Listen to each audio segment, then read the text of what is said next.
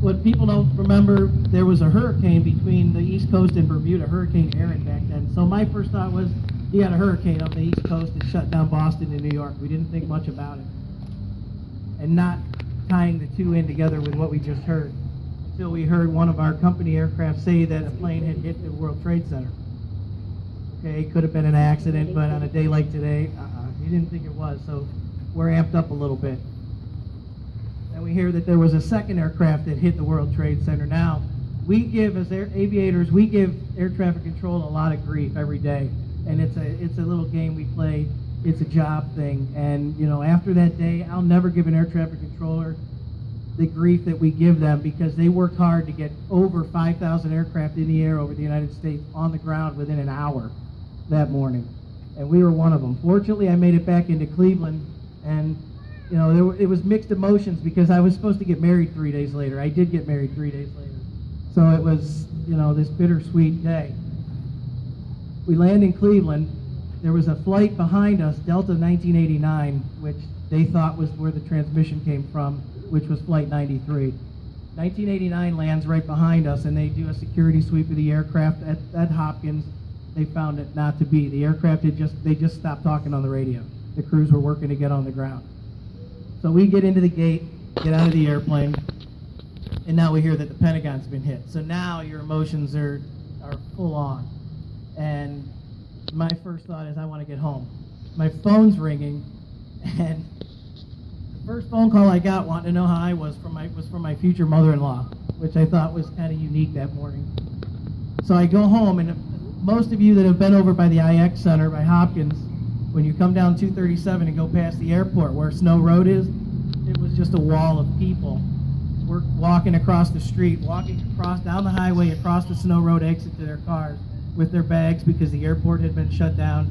You had fire trucks around every entrance to the airport. You couldn't get in. So all these emotions going through my head, and I'm driving home, coming around the Metro curve, and I'm just happening to look at the Key Tower, and I hear on the radio that the first tower had fallen. They were doing it live. And it was a pretty surreal feeling.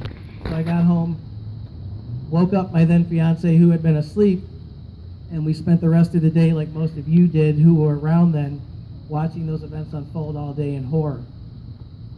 We did get married 3 days later.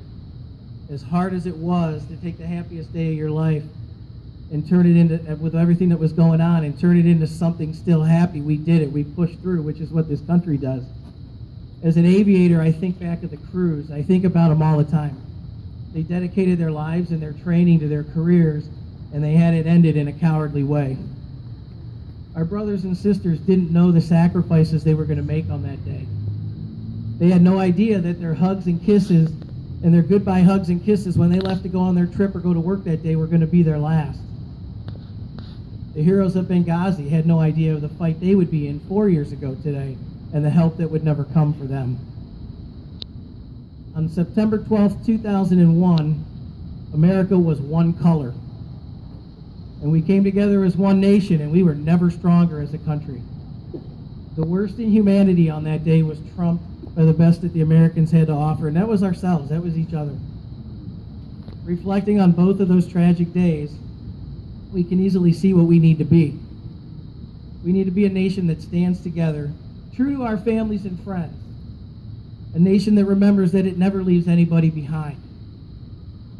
Remember those lost in 2001 and 2012 on this date, and remember the freedom that we live in, for which many have made the ultimate sacrifice, and know full well that we live in the land of the free, and those truly brave will never live in fear. Thank you all for coming out this morning and honoring these heroes. God bless all of you, and God bless America.